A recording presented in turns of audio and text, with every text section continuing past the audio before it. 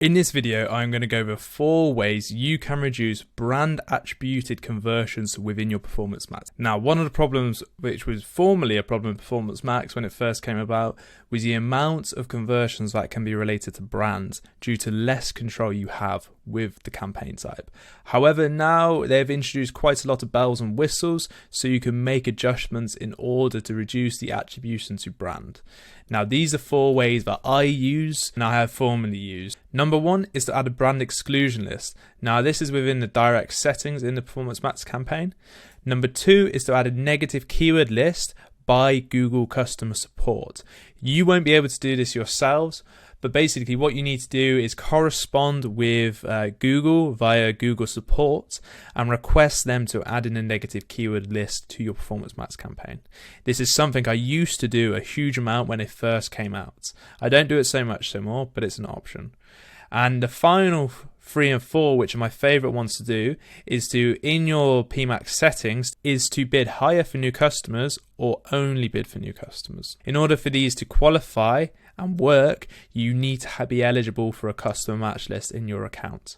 If you don't have a customer match list yet in your account, then you won't be able to use these.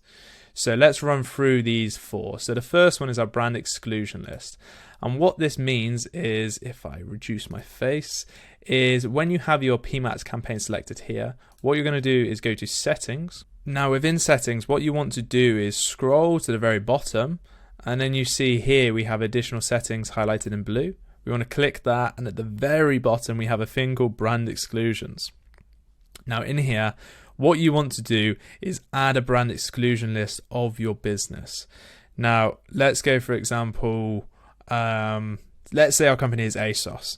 Okay, so we'll add brand exclusions. I'm going to label it ASOS.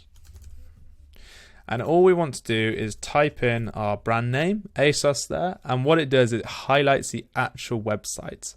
So what we want to do is click on the ASOS website there, and if you have any subdomains or anything else showing up that you want to exclude, make sure to include those as well. Now we click on save, and we click on save there.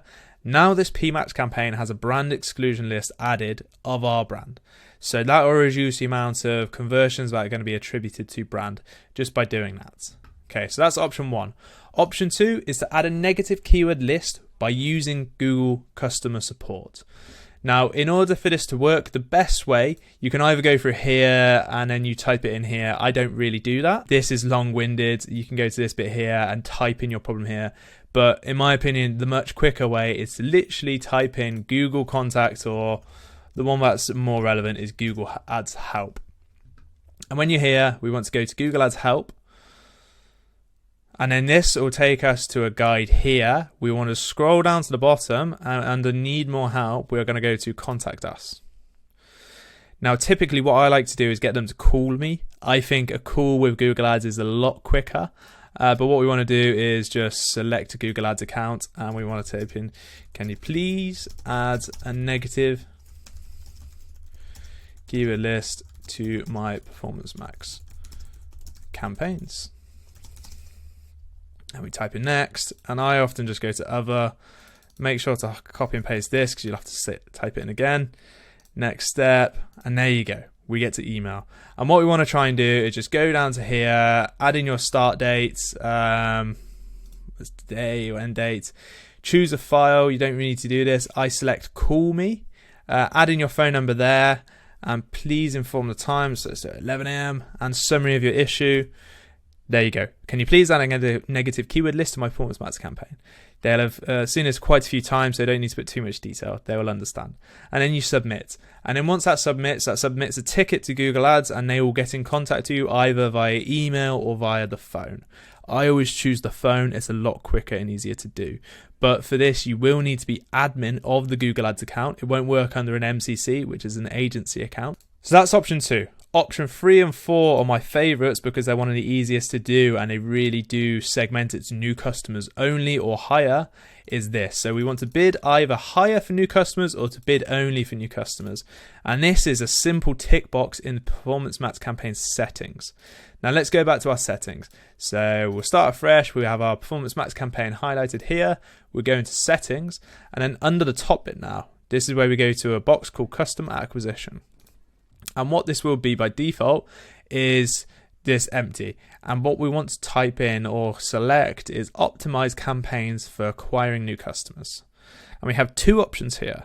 Option 1 is to bid higher for new customers than existing customers, which Google recommends, or we can only bid for new customers. Typically, I like to run a few campaigns using different options here, because when we only bid for new customers, we really limit our search volume down, which is a good thing because we're gaining new customers, but our CPA will rise significantly.